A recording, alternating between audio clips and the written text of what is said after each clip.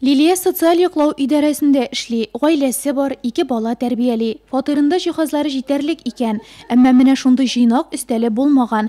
Өстәвенә төсе фатирындагы башка җиһазларга да туры килә. Бу елның май аенда мин әниемнең туган көне белән котлаган идем. Бер дә уйламаганда шундый отышка мин бик шатландым. Арсенал сәүдә үзәгенә приз алырга Лилия әти-әнисе белән бергә килгән. Кичә кызым хәбәр итте миңа. Әнием мин шундый стәл аттым дип. Мәйтәм, нәрсәгә каян нинди нигә аттың? Менә ди сине ди котлаган идем ди. 60 яшың белән. Анда розыгрыш булган. Бик шатландык инде. Май айында Нурла телевидениесенең музыкаль тапшырулар программасына төгәл 100 котлау хаты килде. Инженерыбыз Михаил Ильгузин компьютеры очраклы саннар сайлау ысулы белән нәкъ менә Лилия Шәфикова фамилиясын сайлады. Минем туган көнемә инде бу 2 бүләк булды. Рәхмәт кызым.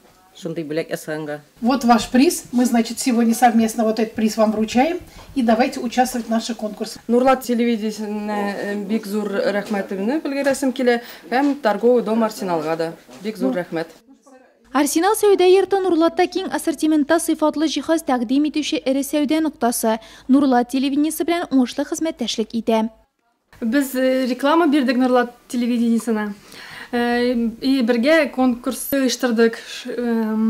Рекламаның нәтиҗәсе күп булды. Кешеләр килә, телевизор карыйлар. Рекламаны ишетеп безгә киләләр. Конкурс тәмам, бүләк иясен тапты. Ышандырып әйтәбез, конкурсларның да бүләкләрнең дә соңгысы түгел әле. Сезнең рекламаларыгызны нәтиҗәле, котлауларыгызны адресатларның күңелләренә илтеп җиткерергә һәрвакыт әзербез.